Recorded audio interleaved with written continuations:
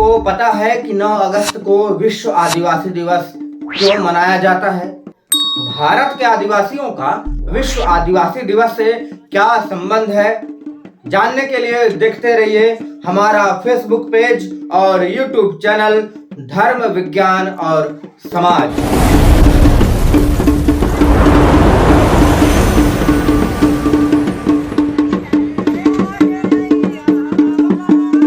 दोस्तों नमस्कार। आदिवासी बहुत ज्ञानी होते हैं। ज्ञानी का तात्पर्य 4 किताबें पढ़ लेने से 2 डिग्रियां हासिल कर लेने से नहीं है। उनके ज्ञान का क्षेत्र अलग है, लेकिन वो वाकई में ज्ञानी होते हैं, प्रकृति प्रेमी होते हैं, ईश्वर की सच्ची उपासना करते हैं। प्रकृति से बड़ा कोई ईश्वर नहीं है। आदिवासियों के पास जड़ी बूटी का अच्छा खासा ज्ञान होता है। ये ज्ञान उन्हें उनके पुरखों से, पूर्वजों से परंपरा के रूप में मिला है, जिसके पीछे उनके पुरखों की हजारों वर्ष की शोध, रिसर्च और अनुसंधान है। अब प्रश्न ये उठता है कि आखिर आदिवासी शब्द आया कहां से, किसने दिया? इसके पीछे एक कहानी है। 29 नवंबर 1869 को भावनगर के सौराष्ट्र में जन्मे अमृतलाल ठक्कर, जिन्हें ठक्कर बापा भी कहा गया। ठक्कर बापा की गिनती संतों में होती है, जिसके पीछे भी एक कहानी है। एक घटना ने ठक्कर बापा को इतना प्रेरित कर दिया। घटना कुछ ऐसी थी कि एक बार भयंकर अकाल पड़ा, सूखा पड़ा, जिसकी वजह से गरीब मजदूरों और किसानों की बहुत दुर्गति हुई। परिस्थितियां ऐसी थी कि खाने के लिए अनाज नहीं था। ऐसी परिस्थिति में एक गरीब मजदूर पति पत्नी ने अपने 3 साल के बच्चे को जिंदा जमीन में गाड़ दिया, जिसे ठक्कर बापा ने देखा और अंदर से हिल गए। इस घटना ने ठक्कर बापा को भीतर से झकझोर कर रख दिया। इस घटना के बाद उन्होंने अपना पूरा जीवन गरीब, मजदूर, बेसहारा लोगों की सेवा में समर्पित कर दिया। और ठक्कर बापा ने ही सबसे पहले आदिवासियों को आदिवासी शब्द दिया था। आदिवासी शब्द 2 शब्दों से मिलकर बना है, आदि और वासी। जहां आदि का अर्थ होता है प्रारंभ से, पुराने समय से, शुरुआत से, और वासी का अर्थ होता है क्षेत्र में निवास करने वाले।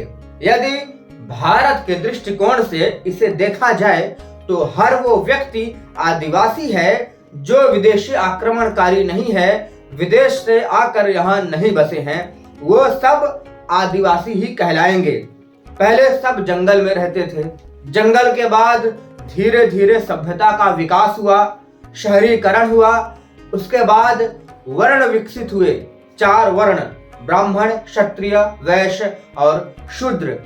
ये 4 वर्ण हर धर्म, हर जाति, हर परिस्थिति में होते हैं। जैसे कि वर्तमान परिस्थिति में यदि कर्मचारियों का विभाजन देखें तो A grade, B grade, C grade और डी ग्रेड कर्मचारी होते हैं। पूरे विश्व में आदिवासियों द्वारा बोली जाने वाली लगभग 7000 बोलियां थीं, जिनमें से 40% आज विलुप्त होने की कगार पर हैं और आदिवासी भी आज विलुप्त होने की कगार पर हैं।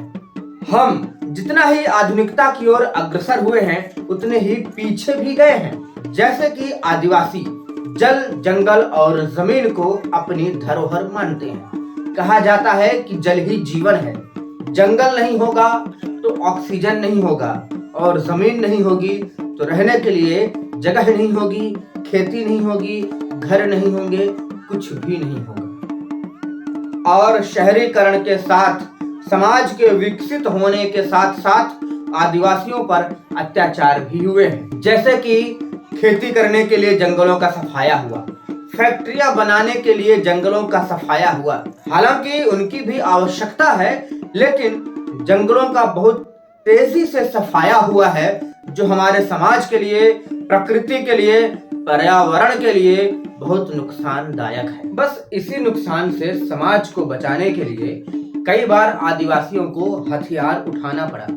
हालांकि हथियार उठाना सही नहीं है। आदिवासियों के इसी भोलेपन का फायदा अक्सर विदेशी ताकतें उठाती हैं। विदेशी ताकतें इन्हें हथियार सप्लाई करती हैं। इन हथियारों की वजह से कई बार आदिवासियों की मुठभेड़ पुलिस के साथ, आर्मी के साथ होती है, जिसमें कई बार आदिवासियों की जान जाती है, तो कई बार आदिवासी अपने ही देश के सैनिकों की जान ले बैठते हैं। इसके साथ साथ देश में भी वन माफिया सक्रिय है जो आदिवासियों को भड़काता है। आदिवासियों के जीवन के कई पहलू हैं। एक ही वीडियो में सारी बात कह पाना संभव नहीं है। फिर मिलेंगे अगले वीडियो में किसी नए विषय के साथ। चैनल को सब्सक्राइब, पेज को फॉलो और वीडियो को लाइक, शेयर, कमेंट करना ना भूलें। धन्यवाद।